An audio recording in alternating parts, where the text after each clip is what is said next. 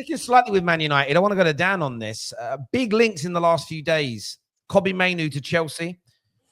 Ben Jacobs confirmed today that the interest is true, that Chelsea do want him, that they do like him. The club have made inquiries into the agent of the player. Is this someone you would like to see Chelsea now push for? He wouldn't be at the top of my list.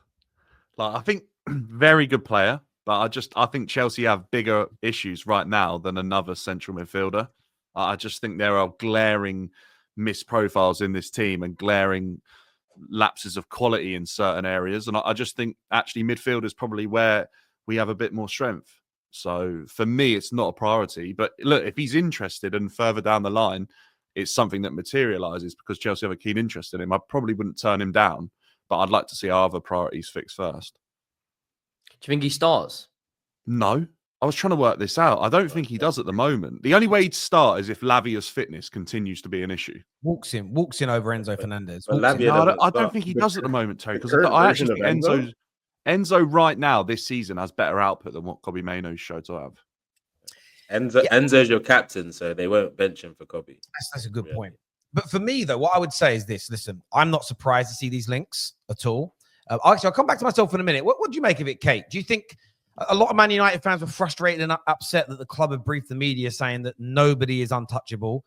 If they're not performing, if they're not hungry, and or there's a silly offer for them, the club will consider selling anybody. Do you think that's the right message from Manchester United to send out? I think it's utter nonsense, Terry. I think this kid's getting 20 grand a week and he's looking to get a nice Brucey bonus of like 200 grand a week, something like that. So puts out this rumour that Chelsea want him, and then all of a sudden they get this lovely crisp new deal. There's no way on this planet Manchester United are letting Mainoo go. He's their little star boy at the minute. He made it into England. He was one of the better England players in the Euros. It'd be such a bad look on Manchester United if they got rid of him now. So I think it's utter nonsense. And as for Chelsea, I think the one thing Chelsea need of anything is some experience in their team. I don't think they need to be buying kids. I think they need the experience of the team. So, yeah, I just think it's a load of old waffle. You know what? Let's be honest. The kid's agents are smart. They're driving up these links to get Manchester United to hurry up with the contract. And I don't think Dan's too far off when he says, do Chelsea even need him? Like, it's good to have more quality players, but to pay him 200K a week at Chelsea, he's not guaranteed to start. Where at Manchester United, it seems like he's just trying to negotiate a better contract. And if you guys do lose him, he's still not going to get the 200K, I don't think, at Chelsea. No. So I can't stand agents in football sometimes. But He's got 2 years, the game on his deal.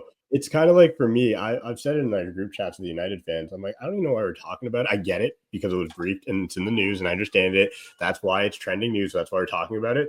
But like Kate nailed it. It's just nonsense. This is like one of the easiest ones to look at and be like, sure. Like what I will do, and I promise you I'm going to do this, when he does sign his contract, I'm going to come for all my Chelsea friends who big this up and say you got rejected, plain and simple, because, hey, guess what? Apparently you're in for him, and he, like, you know, so if he decides to stay at United, what does that mean? It means you got rejected by him. So that's what I'm going to do. That's the only thing this has given me. I do think the briefing, you can tell me if I'm off on this, I think we're kind of making it clear other players are available, and you don't want to say those other players directly because it unsettles the team and it unsettles those players. So you say everybody who's a youth who came from our academy is available, meaning guys like Garnacho, meaning, you know, Kohler, some of the other, but you don't want to unsettle the apple cart. So you say everybody, and you go to the agents and you go, but not you. You know, you're not playing smart. You're not playing smart. Everybody knows Rashford's up there. Not Rashford. I'm saying Garnacho. Not Rashford. We know Rashford. Everybody knows. Don't you think that Man United players need to feel like they can all be sold anyway? Like, I think the whole culture at the club right now stinks. So they need to shake it up a bit. I think there's a combination of both. I think you could be right, Cam, in terms of, I certainly remember being very young, working in a sales team at good old Phones for You, right? And I had a really good Saturday. I had really good sales. And I remember my assistant manager at the time, his name was Lee Wrigley. Hope you're well. If you're watching, Lee, I doubt you are, but if you are, I hope you're good. He pulled me aside and said, at the end of the day, I'm going to be ripping into the entire team. Today was awful. But I want to let you know, none of it is aimed at you, so you don't really need to listen to it. But I can't. I don't want to sing. I just want it to be everybody, so people don't feel victimized. And I remember that I was only 18, and that was a really good life lesson to go through that little experience. So you are right, Cam. That does happen in life, so it could happen here. But I also like the message. I do get what a lot of you are saying. Maybe he's trying to get a bigger and better deal. But I like the fact that I feel like Man United have had too many players, whether it be good signings on paper or academy players that have come through since the summer of 2013, who have been and or felt or who have been made untouchable by the Glazers because of their commercial value or by the fans because we're desperate for a hero. And the more unsuccessful a team becomes, the more we idolize the player over the club. And I like the message. So I saw a lot of United fans kicking off and going crazy. And my view is this: if those players are hungry and working hard and performing, none of them are going to get sold anyway, unless an astronomical amount of money is offered. And it isn't like we haven't accepted astronomical amounts of money before for our players when Fergie was here. So when people go, it's not in our nature to sell. Well, we did for 85 million. When 85 million was deemed ridiculous amounts of money, we accepted it, even though he had years left on his contract and he wasn't an academy player, but we had him from the age of 18. So I'm not particularly worried. What I want is that if Kobbie for any reason doesn't progress and get better, I don't want this sentiment of, but he's academy player, he can't go, this keep him. You've got to cash in on these players if they're not delivering at the right time. Look how good Chelsea are doing this year. After all the carnage over selling a couple of their academy players in the summer, that certain Chelsea fans were like, it's the end of the club's dead. 6 months later, we're in a title race. The club ain't dead. You know, it's one of those things. So I think there's a bit of gamesmanship here. I think that they're using this news to orchestrate a new deal. One of the super chats that came in, I want to throw this out to the panel as well. We'll go to Henry first on this one. Is Terry, if Mainoo demands 200K, truly should United comply? 200K for a 19-year-old is what? What has he done in his career? Do you cut ties or do you pay him? Depends how big of a part of the project they're working on. If he's one of the most important players of their project, they're going to pay it. If they're the thing they're also going to look at is what sort of fee would Kobbie Mainoo get in this transfer market? Let's say he goes in the summer. What are we talking? 100 million, 120 million, 80 million, 60 million? I don't know what the fee is going to be. I'm just throwing numbers out there. But I personally think if he comes in at 200 grand a week, that is as great as a player he is. You're talking like star experienced players like the Sons or the Odegaards or the Saka sort of wage. I think they'll probably reject that and meet somewhere in the middle. But I don't think they'll cut ties with him. I think they'll look at this. You know, the other day they tweeted out, trust the process. You can see the vision the club is going to look at in the next 5 years, and he will be one of the most important parts of that. But 200 grand for a 19-year-old. Is there any other 19-year-old in Europe on that sort of wage? To be fair, Anthony's on that wage. Yeah, but Anthony's also, 23, 24. He was under the previous regime who had no fucking idea what they were doing, who should have paid 20 million and ended up paying nearly 100 million euros. I'm just trying to think, is there actually any 19-year-old other than Jude Bellingham when he signed for Madrid? I can't think of one.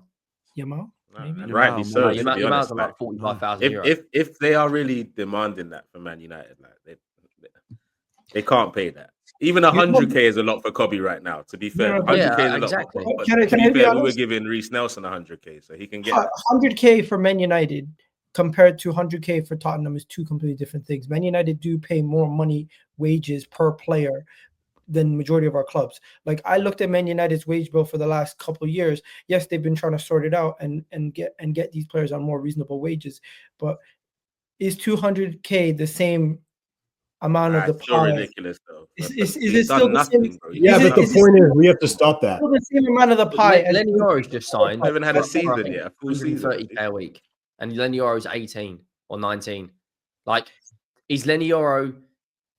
His potential, I'd probably say at this moment, is to be one of the better centre backs in the league in 3 or 4 years' time.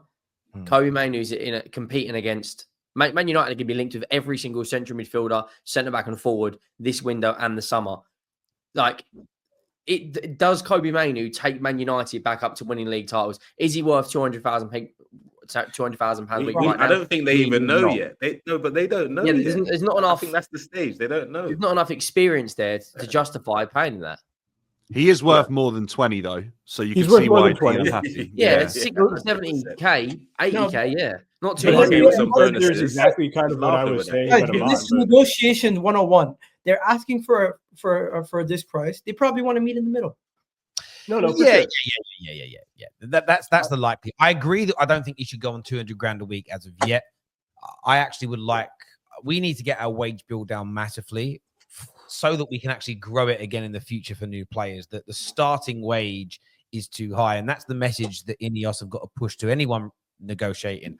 Well, you could imagine this could be a conversation. Well, Kobbie Mainoo's starting, Casemiro's not. Casemiro earns £350,000 a week. Mainoo's on 20,000.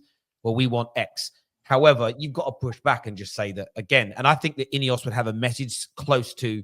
But if we were here when Casemiro was signed, we probably wouldn't have even done the deal. So you can't be like you said about Anthony. Anthony is part of a deal making process. The club is no longer. It's under new management. They're almost going to say, "I don't care." Well, that wasn't us. You know, it's like you moaning to your new boss at work about something the old guy did. He's like, "Well, it weren't fucking me. Like I'm in charge now." So I would look at something like 100 to 120 based on the fact that you but then incentivize it. Almost incentivize it and say, look, we'll put you on something where if you play a certain percentage of games, achieve X, Y, and Z, and the team wins A, B, and C, then the bonuses can come in to push you to 150, to push you to 180, push you to 200K. Liverpool created that model and did it very, very well internally, where if you want to earn 300 grand a week to some of their star players, we had to win leagues. We had to win Champions Leagues. And I would do something along those lines. Again, we've made massive mistakes in the past, giving out ridiculous levels of wages, I think, before anything great was achieved. And I think that we need to almost incentivize these players to think that if I want that 300 grand a week, 400 grand a week, I've got to be a Premier League winner. I've got to be a Champions League winner, or at least someone that's consistently getting us to a point where we might get to that stage. I think we have to incentivize it rather than just give out those massive, because when you give out the massive bases, that's why we're struggling to buy right now. It isn't just transfer fees. Our wage bill is ginormous. And if we don't get rid of, I was looking, the 3 players that might leave this month will free up 800. If Rashford, Cass, and Eriksen leave, and Lindelof, those 4 look likely, that's just over £1 million a week in wages saved. Yes, that's on 4 players, £1 million a week. It's crazy. And our current wage bill on base is 185 million a week. When you add everybody's wages up together, a year, a year, not a week. Just a week. A year. We're taking, if we get rid of those 4 players, that's almost 1/3 of our wage bill